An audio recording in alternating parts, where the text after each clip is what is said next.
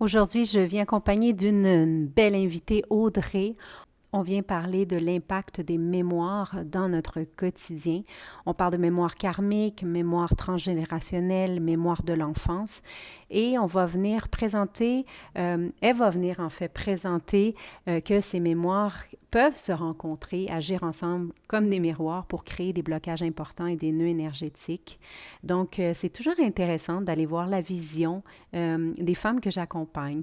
Ce sont des visions qui peuvent différer des miennes, mais qui peuvent peut-être ouvrir des portes sur ton développement et ton cheminement à toi. Donc aujourd'hui, c'est avec grand honneur que j'ouvre la porte sur la vision des mémoires selon Audrey.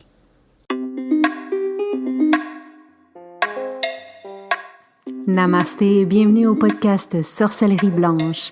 Ce projet de cœur a démarré en 2019 et on continue depuis. Si t'es ici, c'est que la sorcellerie blanche sous toutes ses formes t'attire.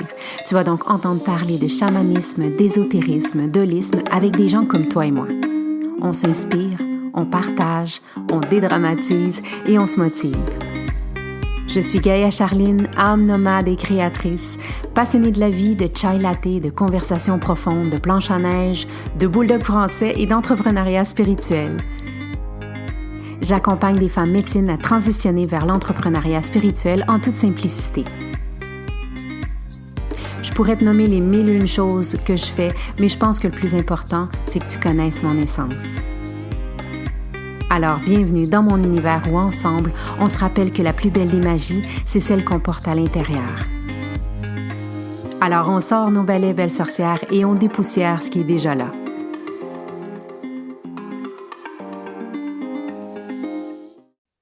Bienvenue dans ce nouvel épisode de podcast Sorcellerie Blanche où on parle de la vie, on parle de la psychologie, de la philosophie, on parle de toutes ces manières de voir et de percevoir la vie et de l'expérimenter. Puis aujourd'hui, je viens accompagnée d'Audrey de Mamzar Tattoo. C'est une femme que j'ai connue sur la route justement de l'entrepreneuriat holistique. Elle a fait affaire avec moi. Je l'ai accompagnée sur la route. Ça a été un honneur pour moi de la découvrir parce qu'à travers son art qui est le tatouage, elle peut transmettre beaucoup d'informations. Puis il y a comme toute une dimension holistique qui est tellement intéressante. Et aujourd'hui, on vient parler justement de ça parce qu'on parle de mémoire, on parle d'ancrage, d'ancrer des nouvelles mémoires. Mais avant d'ancrer des nouvelles mémoires, il faut toujours aller travailler les anciennes. Donc, je te la présente avec beaucoup de joie. Audrey, comment tu vas aujourd'hui? Bonjour à tous et bonjour Jaya, je suis très heureuse d'être accueillie ici. Oui, donc effectivement, je travaille les mémoires de vie antérieure, les mémoires de l'enfance et les mémoires transgénérationnelles afin de créer vraiment un espace chez le porteur du futur tatouage. Et c'est dans cet espace en fait qu'on va aller euh, mettre de belles énergies, mettre plein de conscience sur qui nous sommes vraiment. Et à travers le tatouage, en fait, je vais vraiment créer un dessin qui représente l'essence de ce qu'on est vraiment, sans justement l'impact et l'influence de toutes ces mémoires qui peuvent parfois nous bloquer et créer des peurs et des blocages importants, en fait, dans notre quotidien. Ouais. Avant là, d'entrer dans le vif du sujet puis de comprendre un peu plus, j'aimerais que tu me dises pourquoi ça te passionne, les mémoires. Pourquoi c'est un sujet vers lequel tu as choisi d'aller œuvrer, puis de concentrer ton énergie, puis d'accompagner les gens sur la route. Question intéressante. Je dirais que ce sont les mémoires qui sont venues à moi finalement. Euh, je les ai trouvées, je les ai libérées et j'ai réussi à cheminer en fait et à impulser vraiment en fait de plus en plus qui je suis. Donc c'est à travers finalement mon expérience personnelle que j'ai comment dire découvert tout ce qui pouvait me retenir en fait dans mon incarnation et tout ce qui pouvait me bloquer. Et j'ai remarqué des schémas répétitif, insistant. Et j'ai surtout remarqué que une mémoire de l'enfance, par exemple, pouvait être également une mémoire d'une vie antérieure et pouvait être encore plus impactée par une mémoire transgénérationnelle. Donc j'ai compris à travers mon propre cheminement et à travers mes multiples expériences que lorsqu'on travaille une mémoire, lorsque l'on travaille qui on est, lorsqu'on travaille nos peurs et nos blocages, on va aller découvrir des schémas anciens ou des faits anciens, des situations anciennes qui vont avoir un impact sur notre incarnation et qui vont venir en miroir avec d'autres mémoires euh, dans d'autres sphères, dans d'autres plans. Je travaille toujours les mémoires par trois. L'enfance, le karmique, donc les vies antérieures, et le transgénérationnel. Parce qu'en fait, lorsqu'on vient vivre dans cette incarnation une expérience, on va aller choisir cette expérience en fonction des mémoires que nous avons à lever, à libérer, à débloquer. J'ai une question pour toi. Pourquoi Oui. tu penses qu'une mémoire va s'éveiller à un certain moment dans notre vie? Parce qu'en fait, on vient la libérer, on vient expérimenter, on vient dans cette incarnation pour vivre des expériences et à travers ces expériences, libérer ce qui nous retient, libérer euh, des schémas obsolètes, libérer des peurs. On Et vient pourquoi, les tu sais, expérimenter.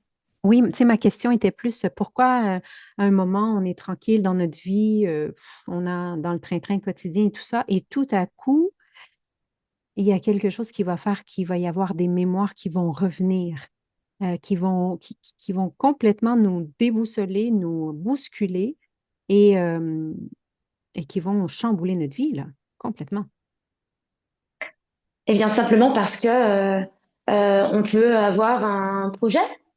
On a une envie de créer une entreprise et puis d'aller enfin bosser dans un, je sais pas, dans une thématique en tout cas qu'on aime. Et c'est à travers cette envie, ce projet, que va venir finalement, enfin que l'on va découvrir des blocages parce qu'on n'arrive pas à y aller sur ce projet. On a des blocages, on a des peurs, on a plein de choses en fait. Et ça nous empêche de se réaliser. Et c'est Hmm. là en fait qu'on va venir en décortiquant ce qu'on a vécu, en décortiquant aussi nos ancêtres, nos aïeux, en décortiquant nos mémoires de vie antérieure, on va se rendre compte que finalement, ce qui nous retient ne sont que des mémoires des différentes expériences d'incarnation que nous avons eues et des lignées que nous avons choisies pour nous incarner. Et Hmm. c'est au travers de ce qu'on va aller découvrir dans la vie. On peut prendre l'exemple d'une personne qui veut créer une entreprise et qui va être bloquée par des mémoires et donc du coup elle va pas réussir à se mettre en mouvement. On peut aussi avoir tout simplement des personnes qui viennent graviter autour de nous et qui viennent raviver des mémoires, des blessures qui vont venir fortement nous impacter au niveau émotionnel. Et là, on va se retrouver bloqué dans quelque chose ou dans un schéma ou voilà, dans quelque chose de bloquant. Euh, on peut aussi, je sais pas, perdre quelque chose, perdre quelqu'un de façon non prévue et ça vient raviver chez nous des émotions extrêmement fortes qui viennent nous impacter.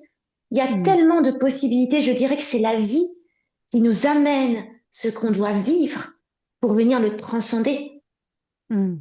Je pense que vraiment Et que cette mémoire-là survient quand on est prêt, quand on est prêt à l'accueillir, euh, quand, quand on a fait le bout de chemin pour avoir les outils peut-être nécessaires, peut-être pas au complet, mais des outils nécessaires en tout cas pour l'accueillir, puis la mettre en conscience, là.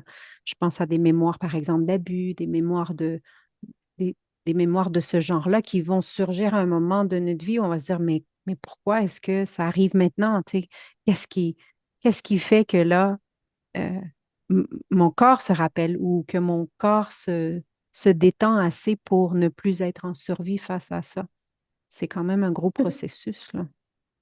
oui, tout à fait. Alors déjà, c'est assez lourd hein, parce qu'on va parler de toute notre incarnation, on va parler de d'autres incarnations dans lesquelles nous n'avons aucun souvenir, et en plus, on va aller aussi parler de lignées. Donc, c'est un énorme travail de fond, mais on ressent ce blocage émotionnellement, physiquement, et effectivement, tu as raison, c'est parce qu'on est prêt à aller explorer tout ça parce qu'on est prêt à recevoir plein d'informations que l'on sera capable de lâcher, en fait, à un moment donné. Mm. Est-ce qu'on Et peut... encore une fois, Oui, oui, vas-y, continue. pardon. Et encore une fois, pour moi, ça fait partie de notre chemin d'incarnation. On a décidé de venir libérer certains blocages, libérer certaines situations de vie qui nous sont restées en mémoire de façon traumatique. Et, et en fait, on nous donne l'opportunité, c'est un cadeau caché des mémoires.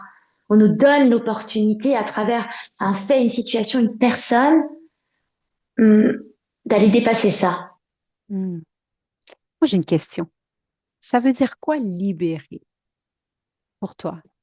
Parce qu'est-ce qu'on Pour peut moi, réellement libérer un trauma? Est-ce qu'on peut réellement libérer quelque chose à fond? Donc, c'est pour ça que je te pose la question. Comment toi, c'est quoi ta perception face au mot libérer? alors pour moi, déjà, c'est ne plus être complètement anesthésié, paralysé par la mémoire. Mm. Déjà, qu'on puisse comprendre le processus, qu'on puisse comprendre de quelle façon une mémoire vient nous impacter, comment elle nous fait réagir, enfin, voilà, comprendre le principe de ces mémoires et comprendre comment on peut vivre sous impact de ces mémoires. Déjà, pour moi, ça, c'est la première des choses. Et une Oui. fois qu'on a compris cet impact, on va aller minimiser un maximum cette mémoire parce qu'on va la comprendre et on va déposer pour moi le fardeau émotionnel qui est lié à cette mémoire, ce qui va nous permettre de nous mettre en mouvement ensuite. Pour moi, c'est ça, libérer. Mm. Parce que concrètement, une âme qui est blessée, une personne qui est blessée, un enfant qui a été abandonné, un enfant qui a été humilié, qui a été abusé, pour moi, ça fait partie de son incarnation et c'est toujours quelque chose qui restera à jamais gravé en lui. Mm. Par contre, en modifiant le regard de ce qu'il a vécu, en comprenant son passé, son incarnation, son cheminement, comprendre que toutes ces mémoires d'abandon, d'humiliation et d'abus ont fait quelque chose d'elle aujourd'hui qui est absolument incroyable. Je pense que en comprenant en fait ce cheminement-là et en libérant un maximum de tous nos fardeaux, de nos poids émotionnels, de nos blessures et de toutes les mémoires que l'on porte, je pense qu'on peut vraiment réussir à se réaliser et à devenir la meilleure version de nous-mêmes sans avoir tant d'impact émotionnel sur notre passé en fait. Mm.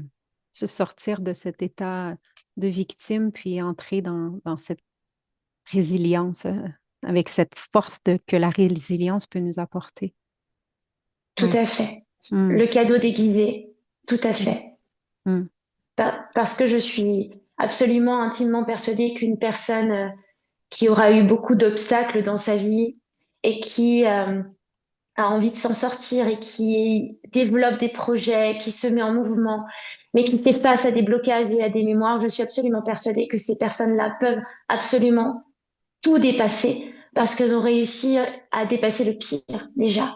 Et ça fait des, je sais pas, ça fait des, pour moi, ça fait des personnes absolument pleines de lumière qui viennent briller pour les autres, aider les autres et qui viennent derrière montrer qu'il est possible en fait de dépasser certaines situations de vie. Mm. Ce que j'aime le plus, moi, voir dans l'énergie d'une personne qui, justement, dépasse ça, puis met de la conscience, en fait, dans ces mémoires-là, puis arrête d'être une victime, c'est l'humilité qu'on peut voir dans cette personne-là. Vraiment, Mm, et ça, pour moi, quand une personne a réellement dépassé, c'est l'humilité qui va parler. C'est l'humilité qui va se ressentir, qui va se voir dans la lumière de la personne. Et ça, c'est beau. mm, mm. L'humilité, puis je dirais même que cette personne donnera, à mon sens, un jour la main à quelqu'un d'autre pour Oui, ben l'aider à oui. dépasser quelque chose. Oui. Oui, ben, c'est ça pour moi, Oui. l'humilité, c'est de dire, tu sais, Mm, cette compassion, puis je, mm, je comprends, et sans trop avoir à trop parler et tout ça, parce que énergétiquement, on le sent, hein, des personnes qui peuvent nous accompagner sur la route avec cette énergie-là. Et dis-moi donc, toi, comment tu fonctionnes, par exemple, dans ton approche en travaillant avec les mémoires? Ce sont Eh quel type de bien, personnes qui vont aller vers toi en partant? quel type de personne? Oui. Alors, je dirais que bon, j'ai quand même principalement, à mon grand regret, beaucoup de femmes et très peu d'hommes pour l'instant. Mhm. Euh, je n'ai pas encore compris pourquoi, sans doute parce qu'on attire finalement ceux qui en ont le plus besoin, ça je suis bien d'accord, mais c'est vrai que j'ai beaucoup de femmes en fait qui se ressentent à un moment donné bloquées par le passé, bloquées dans une émotion lourde, bloquées dans de la tristesse, de la rancœur, de la colère, et qui veulent véritablement avancer et être en paix, être alignées. Mm. Voilà, ce sont les âmes que je reçois, et ce sont des personnes qui commencent à être, comment dire, dans une phase d'éveil, qui remarquent qu'il n'y a pas que la matière, Mm. en fait. Donc voilà les types d'âmes vraiment que j'attire. Et comment je fonctionne? Eh bien, de façon très simple, j'ai presque un travail de détective, en plus d'un travail de thérapeute et de tatoueur. Euh, je, je découvre à travers des oracles, à travers des cartes, le passé de la personne que j'aurai en face de moi parce que je lui demande aucune information. Je ne veux surtout pas être parasitée par mon mental.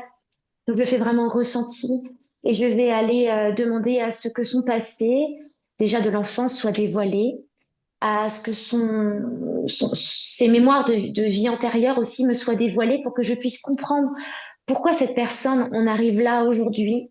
Et Mm. je vais aussi aller explorer son terrain transgénérationnel, que comportaient ses ancêtres et que cette personne va porter également et qui va venir la bloquer. Et pourquoi j'appelle ça le choc des mémoires? Parce que très souvent, nous avons la même problématique dans l'enfance, au niveau karmique et au niveau transgénérationnel. Et si on ne va traiter qu'une seule sphère, que l'enfance, en fait, on aura encore énormément de résidus de mémoire dans les autres sphères, c'est-à-dire au niveau des ancêtres, au niveau de l'ADN, au niveau des mémoires cellulaires, se comportent à l'intérieur de nous, et aussi au niveau des mémoires de l'âme, au niveau des mémoires de vie antérieure.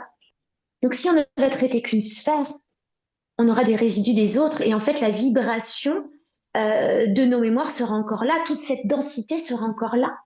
Moi, je veux vraiment aller explorer toutes les sphères pour aller libérer la même blessure dans tous les environnements, en fait, pour que vraiment la personne dépose son bagage et avance. Mm. Donc, je découvre majoritairement beaucoup d'informations à travers les oracles, la cartomancie. Je me connecte aussi aux mémoires akashiques. Donc, j'arrive à avoir beaucoup d'informations ici. Et je fais aussi des voyages chamaniques, ce qui me permet de proposer des libérations en fait avec des protocoles chamaniques et de travailler avec les ancêtres. Et comment est-ce qu'une Voilà personne comment. peut, oui, oui, merci. Et comment est-ce qu'une personne peut sentir qu'une mémoire, par exemple, karmique ou transgénérationnelle, euh, est moins lourde en elle? Est-ce que, quel est le ressenti ou la vibration qui change selon toi? Eh bien, simplement, elle va réussir à dépasser son blocage. Donc, en fait, son mental va arrêter soit de lui faire peur par rapport à ce qu'elle veut faire, soit de tourner en boucle et de s'auto-saboter par rapport à son projet, euh, ou simplement elle va remanier à travers la thérapie son mental, mais aussi tous ses corps énergétiques, d'accord, ce qu'elle ressent, et ça va permettre de reconstruire, de reprogrammer ce qu'elle souhaite mettre en place. Et donc, du coup, elle ne sera plus, je te donne un exemple, une personne qui a un projet et qui veut, je te dis n'importe quoi, devenir coach. Je vais trouver un Mhm. exemple comme ça. Donc, une personne veut devenir coach, sauf que cette personne, durant l'enfance, elle a été humiliée. Sauf qu'aujourd'hui, pour développer son activité, elle doit se mettre dans la lumière. Mhm. Déjà, elle va avoir première des blocages, première des peurs. Elle va avoir une peur intense qu'on vienne la juger. Ouais. Ensuite, la peur du jugement va aussi lui dire, ouh là là, mon Dieu, alors déjà, je vais être jugée, je vais être critiquée, mais en plus, je vais offrir sur un plateau l'opportunité aux autres de m'humilier encore. Et Mm. donc ici, la personne qui veut absolument être coach, et c'est son rêve, hein, et ben en fait, elle va rester là dans sa zone de confort parce Mhm. que elle ne voudra surtout pas revivre la mémoire d'humiliation. Mhm. Ouais. Si on va creuser, donc on va pouvoir aller déconstruire cette humiliation qu'elle a vécue quand elle était enfant, en lui expliquant pourquoi elle a décidé de rencontrer ce problème-là dans sa vie, pourquoi, enfin, qu'est-ce que ça engendre chez elle l'humiliation, qu'est-ce qui s'est passé ensuite quand elle a été enfant, enfin voilà, il y a tout son passé à aller décortiquer pour qu'elle puisse comprendre pourquoi elle a été victime de ces humiliations. Et à mon sens, il faut aussi aller regarder quels sont les ancêtres qui ont été humiliés. Je ne sais pas, par exemple, pendant la guerre, pendant leur profession, de quelle façon, en fait, ce terrain d'humiliation aurait pu venir impacter ses parents, ses grands-parents, ses oncles et tantes, ses grands-pères, etc. Et aussi de quelle façon elle aurait pu vivre cette humiliation au niveau karmique, dans ses vies antérieures. Quelles sont Mhm. ces vies qui ont été marquées par cette mémoire? Et ici, toute la mémoire d'humiliation prend une ampleur absolument gigantesque parce qu'en fait, son âme, son corps, son ADN, son enfance, tout a été manié à travers cette blessure d'humiliation-là. Donc aujourd'hui, elle doit déconstruire ça pour pouvoir réaliser un de ses rêves. Concrètement, la personne va pouvoir se rendre compte qu'il y a des blocages parce qu'elle elle ne pourra pas se mettre en mouvement et là, il va falloir qu'elle aille en profondeur pour aller découvrir quels sont ces blocages. Mm. À mon sens, si elle ne va voir que l'enfance, il sera encore difficile pour elle de se mettre en lumière. Ouais. Dans le cursus du programme Momentum, on travaille beaucoup justement cette partie-là avec la roue originelle, la roue chamanique originelle. On fait les mémoires de l'enfance. Bien sûr, le programme est axé Mm. pour devenir entrepreneur. Donc, on ne va pas aller voir toutes les mémoires transgénérationnelles et karmiques, évidemment. Mais effectivement, il y a quelque chose euh, qui va rester souvent chez la personne si elle ne poursuit pas le travail, parce que ce n'est pas un travail qu'on va faire une fois ou pendant un mois et par la suite on est libéré et guéri à jamais. Je pense que c'est Mm. vraiment quelque chose où la vie va toujours mettre sur notre chemin ce que j'appelle des nouveaux examens. Tu sais, oh, un nouveau test, oh, un nouvel examen, oh, un nouveau test. Ce qui est, ce qui- pour plusieurs personnes, ça peut être challengeant, donc ils le voient vraiment comme étant quelque chose de lourd. Moi, je choisis de le Mm. voir comme un cadeau sur ma route parce qu'à chaque fois, ça veut dire qu'on croit ou je crois inconsciemment, je ne sais pas si c'est l'univers, je ne sais pas comment on l'appelle, mais bon, on croit que j'ai avancé. Maintenant, on va tester ces avancées-là. Et c'est un nouvel positionnement, si ça peut être par exemple d'avoir peur d'être humilié. Oh, un nouveau positionnement va se présenter pour moi pour aller voir, est-ce qu'on va m'humilier? Comment moi je vais réagir face à ça, surtout, C'est ça. hein? C'est Parce, exactement ça. parce que de continuer d'humilier puis de continuer d'être pointé du doigt et tout ça, on va être très, très, très honnête dans la société dans laquelle on est en ce moment et celle qui s'en vient, eh bien, ça va toujours poursuivre, ça va continuer. C'est comment est notre réaction par rapport à ça et comment on se positionne par rapport à ça qui est le plus important, là. C'est ça. Et c'est de quelle façon émotionnellement ça va venir nous impacter, de quelle façon on va pouvoir dépasser ça. Est-ce Mhm. que ma blessure est vraiment libérée? Est-ce que j'ai réussi à comprendre pourquoi j'ai été humiliée? Est-ce que voilà, est-ce que c'est OK pour moi cette fois-ci? Ou alors est-ce que ça vient encore me faire travailler et je Ouais. dois encore aller, bah oui, enlever différentes couches, aller regarder d'autres sphères. Qu'est-ce qui me retient encore? Et effectivement, tu as raison, pour moi, tout à fait, c'est la vie qui vient nous apporter, que ce soit Mhm. par une situation, une personne ou n'importe quelle façon, euh, ce petit test pour nous dire, voilà, est-ce que tu as bien travaillé? Est-ce que tu as tout compris? Ou alors est-ce qu'on recommence un petit coup pour voir Ouais, c'est ça. si c'est, voilà, si c'est compris, si c'est accepté, en fait, Ouais. vraiment. Ouais. Parce que Je crois. je pense qu'il y a une grosse acceptation finalement à faire. Ouais. Oui, je crois pas qu'on devienne sans aucune émotion face à, on va rester avec le thème d'être humilié. Je pense pas qu'on Le but n'est pas de devenir des robots, donc sans émotion, sans ressenti, sans rien face à ça, mais le but étant vraiment d'avoir beaucoup plus d'amour pour soi et d'être capable de se parenter soi-même finalement et de se dire Bien non, sûr. ça va, ça va, ça va. Bien bien sûr, je ne suis plus la victime de ces humiliations. Oui, Aujourd'hui, je sais ce que je vaux, je suis passée par là, je n'ai plus peur, en fait. oui. Et oui, oui, oui, je te Et rejoins. ces humiliations ne sont pas dirigées à moi, sont dirigées, tu sais, le- je suis un miroir de l'autre. Donc, C'est l'effet, ça. l'effet miroir, c'est, oh, qu'est-ce que tu vois en moi que tu n'acceptes pas en toi ou qui te fait travailler en toi, tu sais. Quand on change la perspective, ça devient vraiment intéressant de regarder ça. C'est une belle pièce de théâtre. Beaucoup de mouvements, en tout cas. Un film d'action. Oui, oui, surtout quand on voit le film de haut, effectivement. Et en fait, c'est ce qu'on est vraiment invité à faire, c'est que chaque situation, euh, si on s'offre la possibilité de voir toutes ces situations de plus haut, on peut effectivement changer notre regard sur ce qu'on a vécu et sur ce qu'on vit aujourd'hui. Ouais. Et ce que j'aime beaucoup dans ton travail, bon, c'est que tu vas aller travailler ça pour ce qui est de la libération, du changement de perspective, surtout de le mettre en lumière. Parce que, commençons par là, beaucoup de gens souffrent mais ne savent même pas de quoi. Donc, la mise en lumière de ces Hmm. mémoires de souffrance et savoir la différence, par exemple, entre abandon et rejet. Il y en a plein qui ne savent pas. Donc, déjà, en partant de comprendre bien qu'est-ce que c'est que cette douleur que j'ai à l'intérieur de moi et comment ça s'est manifesté, tout ça. C'est un super beau processus que tu fais. Et par la suite, ce que j'aime, c'est que toi, tu vas venir travailler au niveau d'un tatouage, c'est-à-dire que tu vas mettre de l'encre dans la peau pour ancrer quelque chose. Donc, j'aimerais que tu me parles maintenant de cette étape-là, là, qui est la dernière dans les dernières quand on va te voir.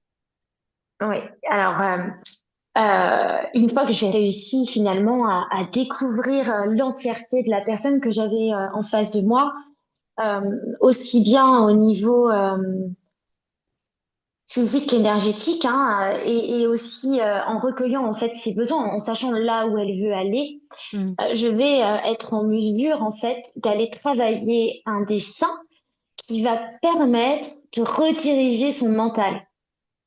Pour moi, le but, c'est il faut que après la thérapie, la personne ait compris qui elle est, quelles sont les mémoires qui viennent, on va dire, euh, investiguer son monde, qu'est-ce qui la retient et où elle veut aller.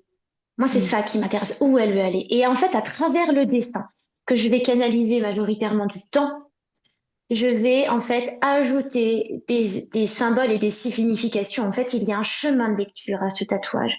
Chaque symbole va représenter soit la force de ma cliente, sa valeur, euh, son essence.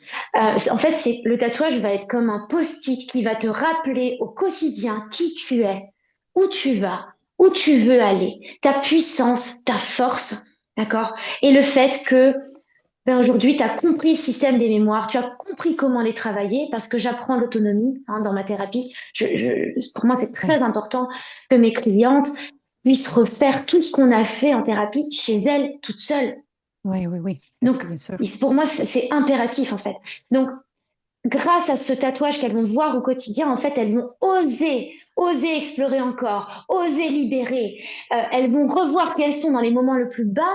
Le tatouage, les symboles, ce que va raconter ce dessin va permettre d'aller rediriger la pensée négative en pensée positive, ou du moins à aller la chasser pour que le taux vibratoire de la personne puisse remonter dans l'immédiat et ne pas rester trop bas longtemps et que du coup cette personne aura l'impression de retourner dans ses travers alors que c'est faux. Enfin voilà, le tatouage Oui. ça va vraiment être un post-it, un moyen de remanier le mental, de reconstruire, de reprogrammer dans la lumière.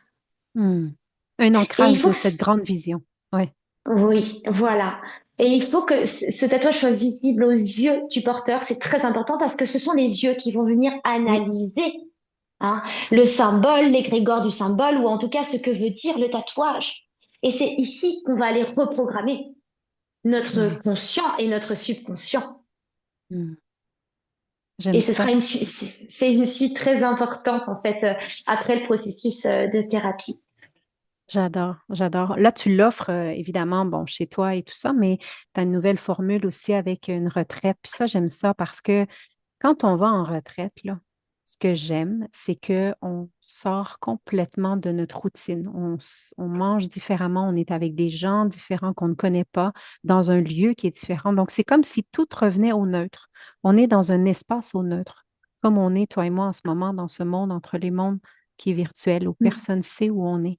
Et dans cet Mm. espace neutre, c'est que tu peux toucher à l'âme des gens et à la vulnérabilité. Donc, j'imagine que le travail va être 1000 fois plus intense. Ah oui, C'est 4 ou 5 jours la retraite.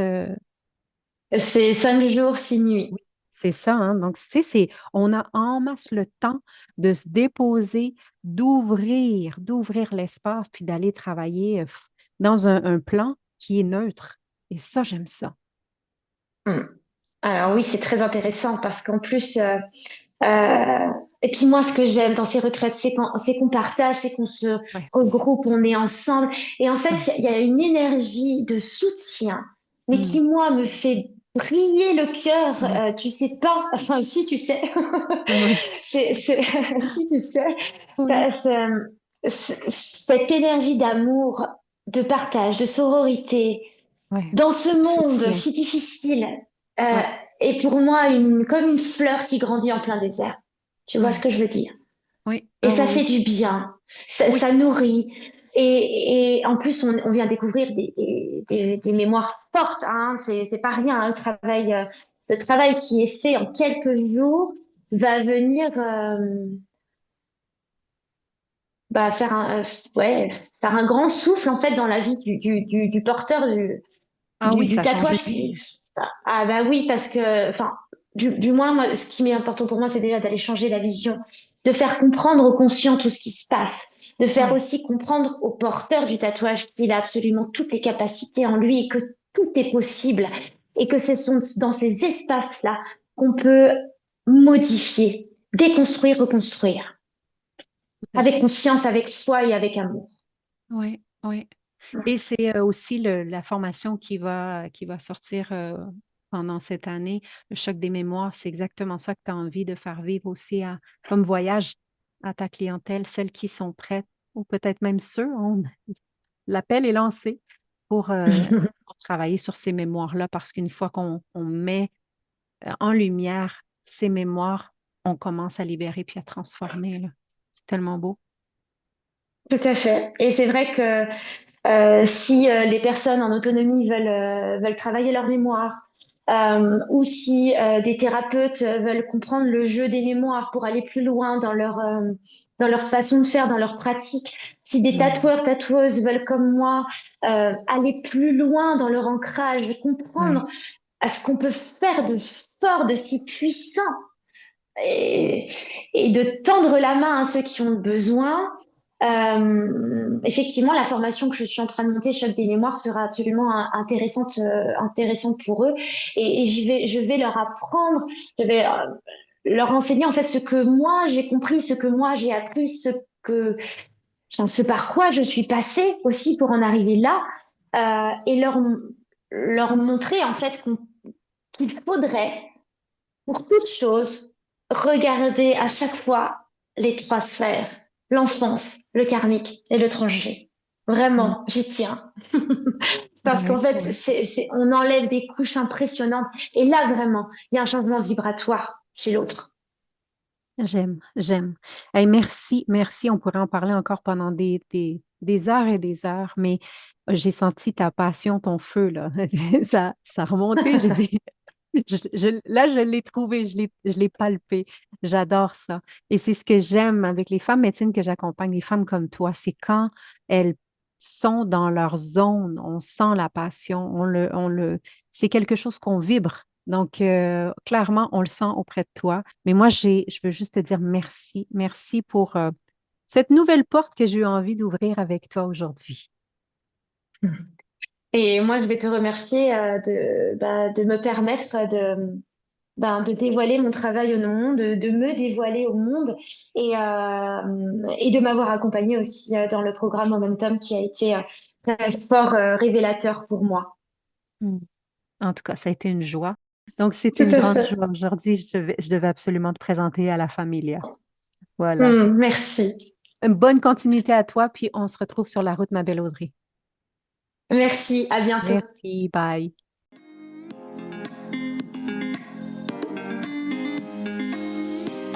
Si le sujet de la spiritualité t'inspire vraiment et que tu as un côté sorcière aussi, joins-toi à la tribu Gaïa sur les réseaux sociaux. Sur Facebook, la page Gaïa, @Gaïa Total, et le groupe fermé sur Facebook, Entrepreneur en devenir, ou sur Instagram, je suis Gaïa Total. Visite mon site web www